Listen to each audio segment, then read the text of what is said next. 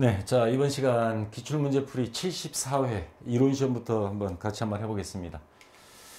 합격률이요, 최근 이게 1년, 2년 통틀어서 최고 높을 때가 70%가 넘었었거든요. 근데 이번 74회가 47%입니다. 그 전에 73회 같은 경우 60%, 57, 67, 51. 여기 69회만 43%. 역대 최저 2위를 기록했는데, 제가 문제를 쭉 검토해 봤습니다. 검토해 보니까 몇 가지 요인이 있는데, 수험생들이 제일 어려워하는 분야, 현금과 부족, 수익 비용 이연 및 예상, 요런 쪽 문제들을 그냥 다 끄집어냈더라고요. 그러니까 반대로 생각하면 아차하면 뚫릴 수 있는 거, 그 다음에 단 한 문제도 출제 오류가 이번엔 없었다는 거. 출제 오류 한 문제만 나와도 커트라인이 한 3점이 올라가 버리거든요. 그런 면에서 보면 74회 시험 보신 분들은 좀 운도 약간 없긴 하지만, 근데 이번에 75회 준비하시는 분들은 여기에서 약간 어렵게 여러분들이 한번 모의고사 상태로 풀어봐서 내가 틀렸다는 부분, 요거 집중적으로 공부해야 될 영역입니다. 이번 75회에도 많이 나올 것 같아요. 합격률을 조절하는 데 있어서 이런 형태의 문제들이 많이 나온다는 거 이따 하나씩 설명하면서 이야기하겠습니다. 우선 이론 시험 문제 1번. 다음 중 경영성과에 영향을 미치는 거래. 경영성과 하면 뭐예요? 수익, 그리고 비용. 요거에 영향을 미치는 거. 반대인 경우는 재무 상태, 자산, 부채, 자본에 영향 미치는 거. 자, 그럼 찾아봅시다. 외상매입금을 현금으로 지급하다 현금 나가고, 외상매입금 갚았으니까 부채 감소. 이건 수익 비용이 아니죠. 외상매입금을 약속은 발행하여 지급하다. 이것도 아니죠. 기업 쪽 개인이 차입금을 기업이 대신 지급하다. 인출금 문제 이런 게 나오는 거라 이건 자본 항목이 들어가는 거죠. 그 다음에 차입금에 대한 이자를 현금으로 지급하다. 차입금을 갚은 게 아니고 이자 비용이죠. 이자 비용, 비용이 발생이죠. 차변에 기록하고 대변에는 뭐예요? 현금으로 지급하다. 자산 감소입니다. 그러면 이걸 우리가 다른 말로 손익거래라 그러죠. 차변 대변이 다 수익 비용이 나올 수는 없습니다. 자, 어느 한쪽이 수익 또는 비용이 있을 때 이거를 손익거래라 한다. 그래서 경영성과에 영향을 미치는 건 요것 때문에 영향을 미치는 거죠. 요 나머지 세 개는 다 교환거래입니다. 요거는 어느 한쪽도 수익 비용이 없다. 차이점은 어느 한쪽도 수익 비용이 없고, 요거는 어느 한쪽이 그래도 수익 또는 비용이 있다 해서 손익거래. 그래서 1번에 4번이 정답이 되는 겁니다. 자, 이렇게 되고요. 자, 그 다음 2번 문제. 다음 거래에 대한 결합관계. 자, 이번에는 결합관계 묻는 문제가 많이 나왔습니다. 바르게 나타낸 것. 단기 차입금 1년 이내 갚기로 해서 빌린 거 20만 원을 현금으로 갚았어요. 그러면 현금이라는 돈이 나갔으니까 대변에는 자산 감소죠. 자산 중에서도 현금이라는 자산이 자산 감소가 되고, 그러면 답은 요 세 개 중에 하나고, 단기 차입금을 갚은 거죠. 그러면 단기 차입금이라는 부채 차입금, 이게 갚았으니까 감소한다. 그래서 차변에는 부채의 감소, 대변에는 자산이 감소. 정답은 3번이 되겠죠. 자, 여기다 분개를 해놓고 여기다 써버렸네. 자, 이렇게 하면 정답은 3번 부채의 감소, 대변에는 자산이 감소. 자, 이거는 어려운 문제는 아니고요. 이제 계산 문제가 하나 나왔었습니다. 자, 주어진 자료를 활용하여 빈칸에 들어갈 금액을 계산하면, 요거는 제가 집어넣은 겁니다. 재산법 공식이 어떻게 되죠? 기말자본 마이너스 기초자본은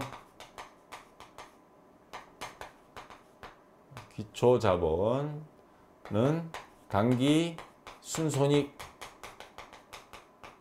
그 다음에 손익법은 총수익에서 뭐예요?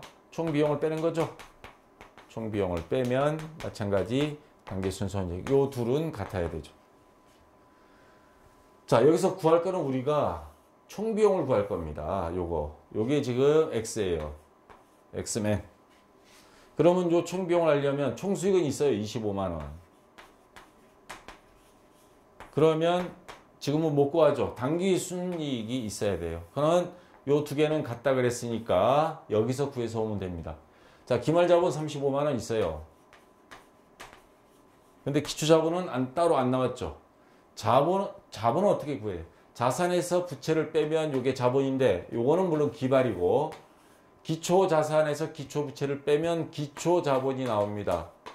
50에서 20만 원 빼면 기초자본은 요거는 30만 원이 되겠죠. 자, 30만 원. 그러면 5만 원이 나옵니다. 당기 순이익이 되겠죠. 1월 1일 날 30만 원 가지고 장사 시작해서 12월 31일 보니까 내 돈 기말 자본이 35만 원이더라. 내 돈이 5만 원 들었다. 5만 원 벌었다는 소리죠. 당기 순이익이죠. 요거 똑같이 5만 원이 나옵니다. 그러면 손익법으로 가서는 25만 원이 수익이고 5만 원 수익을 얻으려면 비용은 20만 원이 돼야 되겠죠. 그러면 5만 원 수익 똑같죠. 자, 같은 식당을 놓고 재산법으로 하나 손익법으로 계산하나 이익은 똑같이 나와야 됩니다. 그래서 정답은 총 비용은 20만 원 1번이 정답이 되겠습니다. 자, 4번 문제 볼까요?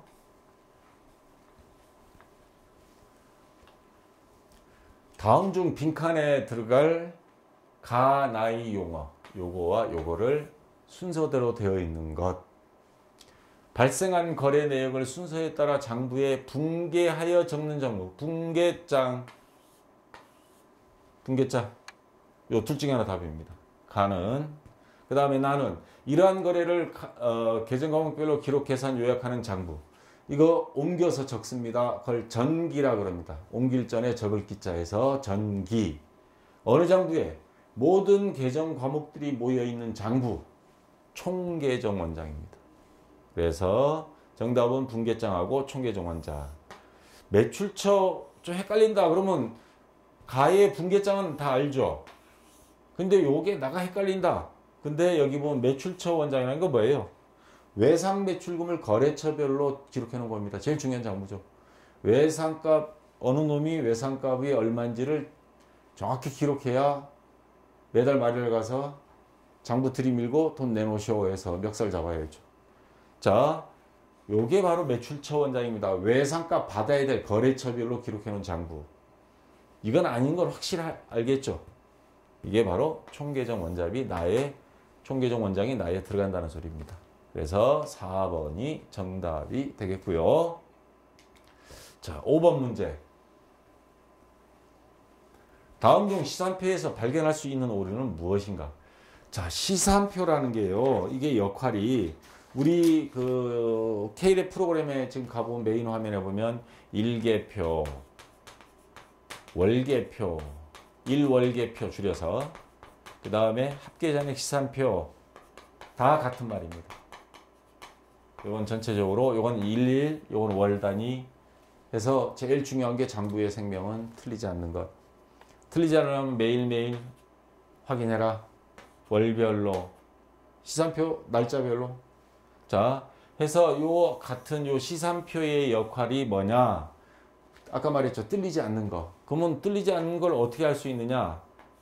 이 시산표를 다른 말로 트리얼 밸런스라 그럽니다. 검산하다 이런 뜻인데 여기 자산 넣고요.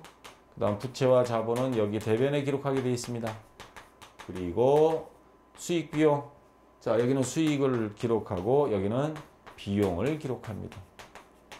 해서 이걸 다 놓고 합계금액 요쪽 합계금액 요 합계금액과 합계금액이 일치되면 100%는 아니지만 그래도 90몇 %는 맞았다 해서 시산표를 꼭 작성하는 겁니다.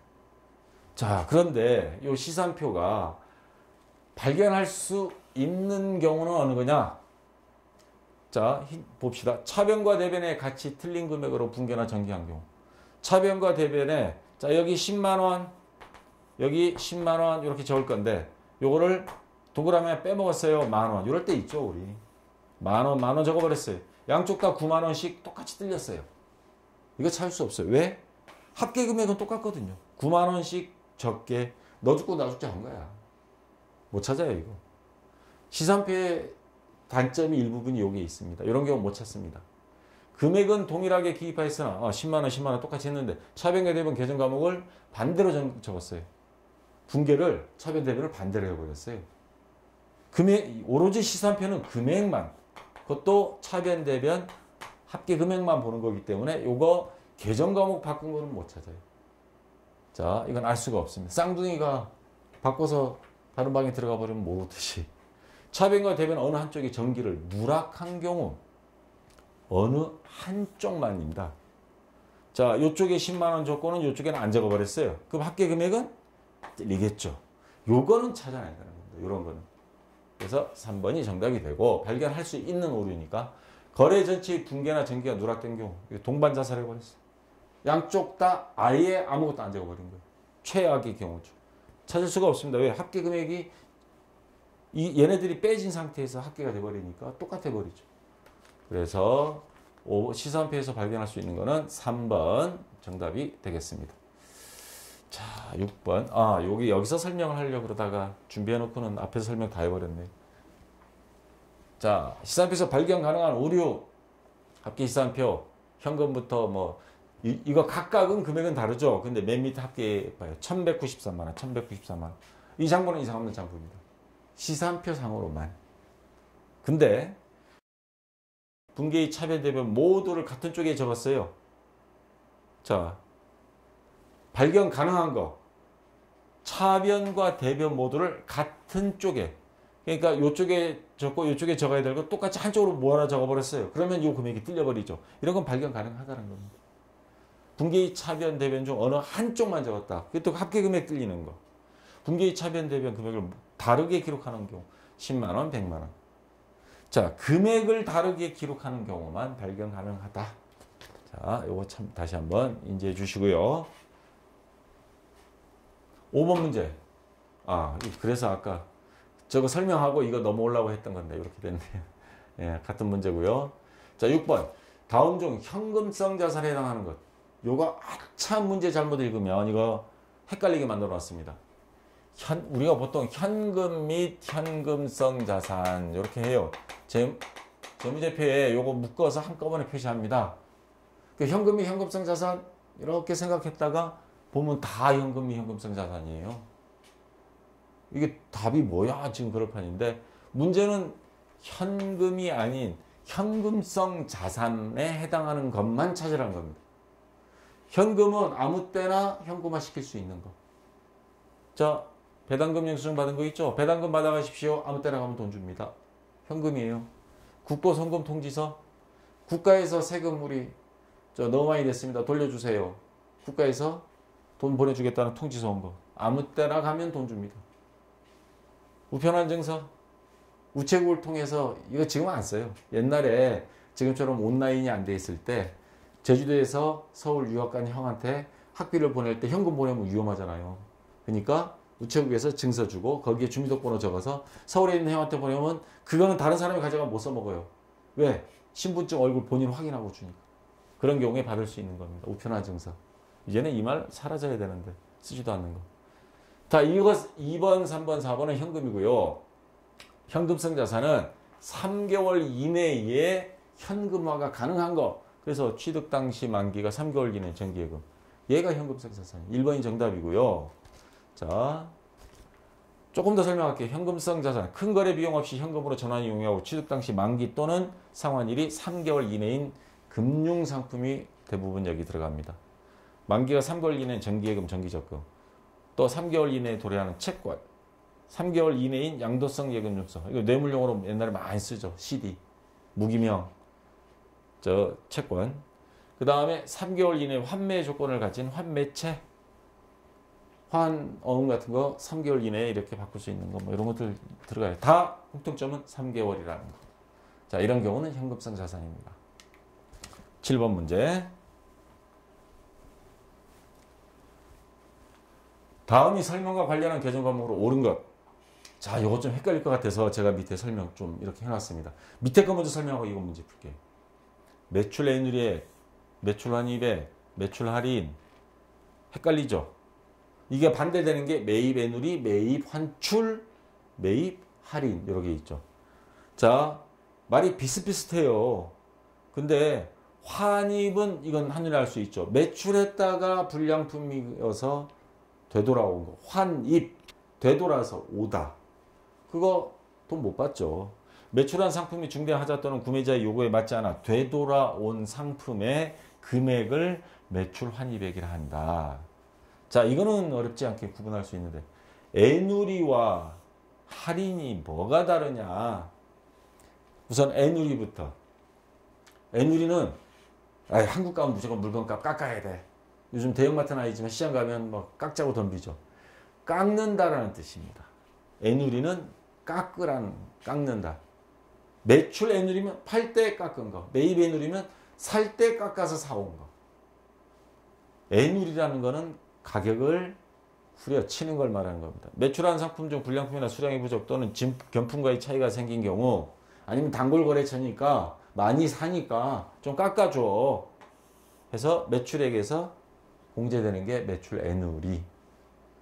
그래서 깎아준 거를 말합니다. 우리는 매출이니까 판매하는 입장에서 깎아준 거. 원래 장부상에는 요거 하나당 10,000원인데 하도 깎아달라 그래서 아니면 분량 조금 뭐가 있어 많이 사서 그러면 9,500원에 줄게. 그런 경우 그거를 매출 애누리. 그 다음 매출 할인은 제가 제약회사에 있을 때 요거 매출 할인 해준 그 회사에서 아예 정해놨어요. 약국이나 병원에 들어가면요 바로 돈 안 줍니다. 막 어음도 주고. 그래서 한 달 내에 약값을 줄 경우에는 5%를 깎아줘라. 매출 할인율을 정해놨습니다. 의사들 다 알아요. 약사들도 다 알고. 이거 빨리 줄 테니까 5% 깎아줘. 그 다음에 2달일 때는 뭐 3%, 석 달일 때는 뭐 2%, 1%만 뭐 이런 식으로. 그래서 n분의 3, n분의 5 이런 식으로 해놓습니다. 외상 매출금을 조기 회수하는 경우 지급일로부터 기일까지 일수에 따라 일정액을 할인해 주는. 아까 기일까지 일수에 따라 한 달, 2달, 석 달 할인해 주는 것으로서 외상 매출금 일부를 면제해 준 거. 아유 외상값 빨리 주셔서 고맙습니다. 식사라도 하시죠. 이렇게 돈을 받았다 되돌려 줄 수도 있지만 아예 받을 때부터 식사비 하시고 10만 원 빼고 주세요. 이게 매출 할인으로 장부에 적어야 됩니다. 그래서 헷갈리는 게 애누리와 할인을 바꿔치기 하지 않도록 조심해야 된다는 거. 이번 기회에 확실히 알아두기 바랍니다. 자, 그럼 볼까요? 상품 매출 대금을 조기의 수치, 수금해 옴에 따라 대금이 일부를 깎아주는 거. 뭐예요? 어느 거? 할인이죠, 할인. 매출 대금이니까 매출 할인. 매출한 상품이 결함해서 상품을 회수하는 것. 매출했다가 가져온 거. 매출 환입. 불량품이 있어서 매출액에서 금액을 공제해줬다, 깎아줬다 하면 매출 애누리. 지금 여기서 매출 애누리는 없습니다. 자, 가는 매출 할인. 요거 하나 해당되고, 나는 환입이니까 할인하고 환입. 할인하고 환입. 예. 1번이 정답이 되겠죠. 자, 요거 많이 헷갈렸을 것 같아요. 아차하는 순간에 애누리와 환입을 바꿔치기 했을 수 있습니다. 자, 네. 맞죠? 네, 듣고 그 다음에 8번.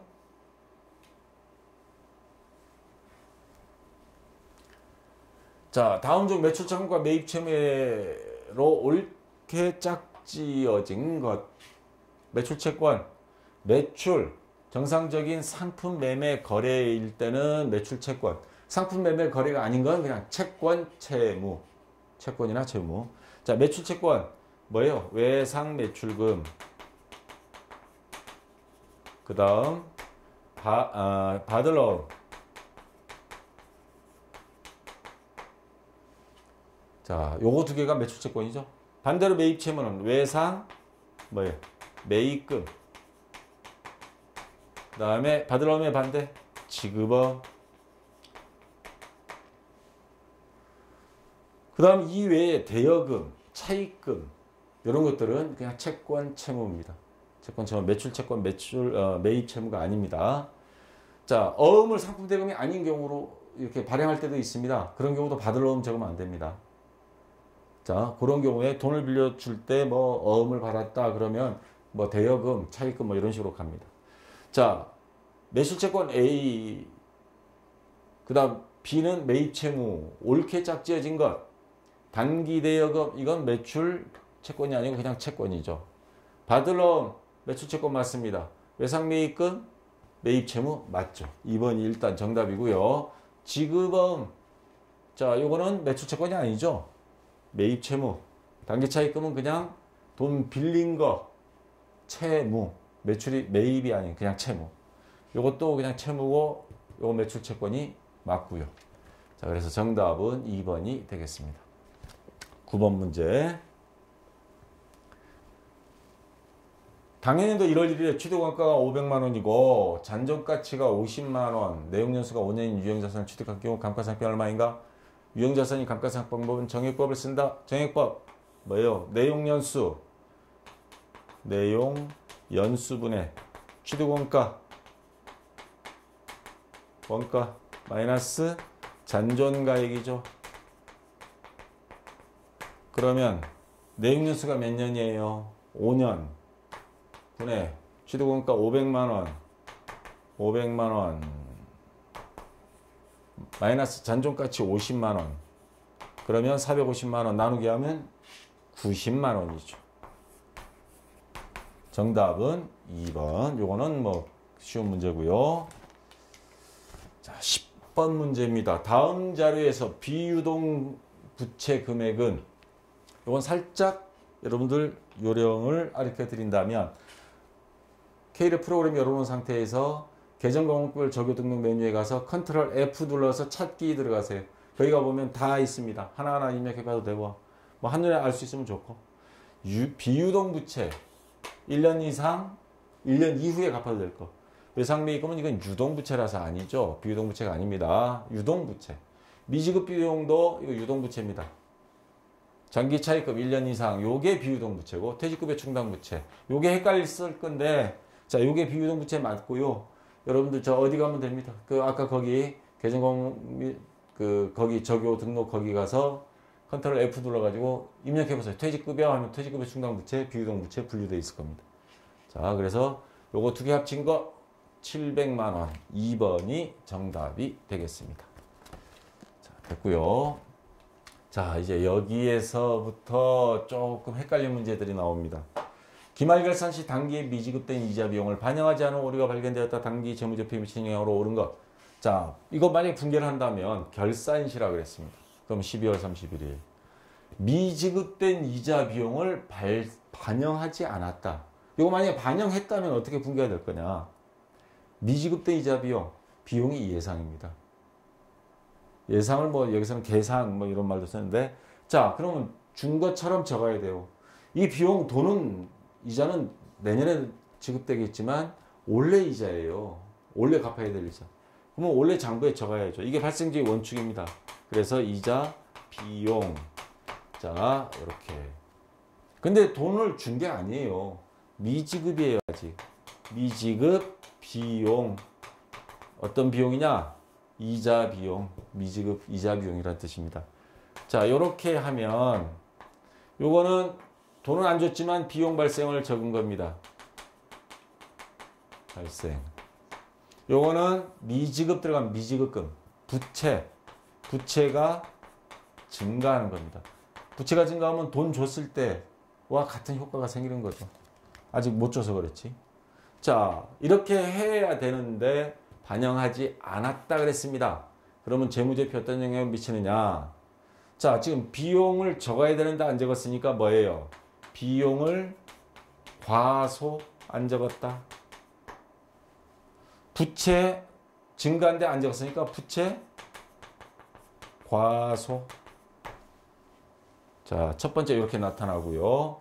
비용을 적게 했다는 거는, 원래 적어야 되는데 비용을 적게 했다는 건 장부가 엉터리로 만들어진 거고, 비용을 적게 적음으로써 이익은, 장부상의 이익은 많이 나왔겠죠. 자, 순이익은 과대계산. 요것 때문에 얘도 생겨버리는 거예요. 비용을 적게 적으니까 이익은 많게, 상기순이익은 많이 나올 수밖에 없습니다. 자, 뭐 총수익 마이너스 총비용 해보면 알잖아요. 수익이 100원, 총비용이 80원. 그럼 원래 20원 이렇게 익혀야 되는데 얘를 안 적어서 70원만 적어버렸어요. 그러면 30원. 이 당기순이익 30원이 10원 많아져 버렸잖아요. 순이익이 과대로 적어졌다. 자, 그럼 봐요. 부채의 과소계산. 맞아요. 1번이 옳은 것. 순이익 과소. 순이익은 아까 뭐래요? 과대가 된다 그랬죠. 틀렸어요. 비용이 과대. 비용 과소로 했어요. 과소가 나오는데 안 적어버렸으니까 과소인데 과대 반대로 이야기한 거. 수익은 여기에 해당도 없어요. 수익은 들어간 것도 없어요. 그래서 11번에 1번이 정답이 되고요. 자, 또 헷갈리는 현금과 부족이 나왔습니다. 이 현금과 부족 확실히 여러분들 어느 쪽인지 봐둬야 됩니다. 다음 분계 시 차변에 기입해야 하는 계정 과목. 결산일까지 현금 시제 부족액 5,000원이 원인이 밝혀지지 않았다. 아마 이 단어 때문에 많이 헷갈리지 않았을 것 같아요. 시제라는 말은 이게 한자 용어인데 실제 있는 존재한 금액. 실제 금액이래. 다른 말입니다. 이게. 실제. 실제가 부족했다. 현금 실제 부족액이 5,000원. 제가 항상 앞에 이론 강의할 때 있죠. 실제와 장부. 실제라는 게 뭐예요? 금고 또는 통장에 있는데. 근데 장부하고 비교했더니 어느 쪽이 많다는 거예요. 실제가 부족하다. 실제가 적다. 금고 속에 돈이 적다. 장부는 10만 원인데, 10만 5천 원인데 여기는 10만 원. 5천 원이 모자라요. 그러면 고칠 수 있는 건 항상 어느 것만 뜯어 고칠 수 있다 그랬죠? 장부를 고치는 거죠. 근데 실제 은행에 가보면 은행원에 있던 친구들 옛날 말 들어보면 돈 모자라잖아요. 장부에 맞춰야 돼요. 은행. 자기 돈 모자라면 채워놓고 남으면 가져와요. 그건 잘못된 거죠. 자, 장부를 항상 고치는 게 원칙입니다. 이론상에선. 그러면 이걸 갖게 하려면 어느 걸 줄여야 돼요? 장부를 줄여야죠. 이건 못 고친다 그랬죠. 장부를 줄여야만 얘네들이 같아지겠죠. 장부를 줄인다 그랬으면 대변에 현금 5,000원 적으면 장부상에 이거 지금 장부에 하는 거죠. 장부에 5,000원이 줄어든 거예요. 근데 원인은 몰라. 그러면 원인 찾을 때까지 현금 과부족 과다 또는 부족 5,000원.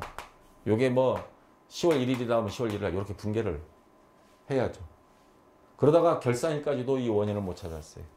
할 수 없어. 이제 현금과 부족에 놔둘 수가 없어. 얘는 임시 계정이에요. 임시기 때문에 결산일 되면 무조건 없애줘야 됩니다. 얘 정체는 자산부채 자본 수익비용 어디에도 못 들어가요. 안 끼워줘요. 같이 안 놀아줘. 없애줘야 됩니다. 그럼 대변으로 옵니다. 대변에 현금 과부족 5,000원 없어져야 됩니다. 그 다음에 뭐예요? 자, 차변에 뭔가를 적어야 되는데 비워둘 수가 없잖아. 안 그러면 시산표 안 맞아버리잖아요. 자, 돈이 나갔는데 원인을 모른다. 손실이죠. 잡손실로 적고 또 다른 방법 요령 하나. 차변에는 수익 비용 뭐만 적어요? 보통. 차변에는 비용만. 대변에는 수익은 대변에만 적죠. 원칙은 수익이 발생, 비용이 발생, 거래의 판례수 결합 관계. 그럼 적을 수 있는 건 잡이익은 못 적을 거 아니에요. 잡손실만. 그렇죠. 5,000원이 밝혀지지 않았다. 차변에 기입해야 되는 거. 결산일이니까 잡손실. 결산일이 아니면 뭐 현금과 부족을 적어야 되는 거죠. 결산실은 잡손실. 요거 반대되는 문제를 다음번에 또 낸다. 그러면 잡이익 나온 문제 하나 해버리기. 저 같으면 그렇게 출제해버리겠어요. 그러면 똑같은 문제는 아닌데 바꿔버리는 거죠. 실제 장부를 바꿔버리면 되는 거죠. 장부 부족에 5,000원이 원인이 밝히지 않았다 해버리면 되는 거죠. 저거 시제 부족에. 자, 잘 기억해두고. 됐고요. 요거는 그냥 그림으로만 이 금액은 이건 아니에요. 그냥 그림이 이런 현상이 벌어진다 이거죠. 자, 1번이 정답이고요. 13번 문제.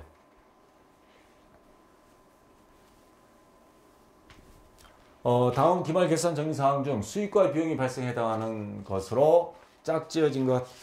요게 13번쯤 되면 이제 헷갈리기 시작했을 거예요. 자, 요 앞에 이해 안 되면 이론 다시 한번 듣고 오세요. 그래서 보시는 게 좋습니다. 다음 기말 결산 정리 사항 중 수익과 비용이 발생에 해당하는 것으로 짝진 것. 수익이 발생, 비용이 발생이라는. 자, 1번 한번 볼게요. 여기 보시면 임대료 선수분이라는 게 두 개가 짝져져 있고 임대료 미수분이 있습니다. 요것만 가지고 일단 한번 정리를 해볼게요. 임대료 선수분이라는 게 뭐예요? 집세를 예를 들어서 뭐 7월 1일 날 1년치 집세 받았다 쳐요. 그럼 차변에 한 달에 10,000원씩 현금 1년이면 12만 원. 제주도는 월세가 중능세에서요. 1년치 한꺼번에 월세 받습니다. 대변에 자 임대료 이렇게 적었겠죠. 12만 원. 근데 12월 31일 됐어요. 31일 됐어. 임대료 12만 원 이거 장부에 그대로 놔두면 엉터리 장부죠. 왜? 이 중에 1년치 7월 1일부터 1년이면 언제예요? 내년 6월 30일까지잖아요. 그러면 6만 원은 올해 게 아니에요. 이거 내년 거예요.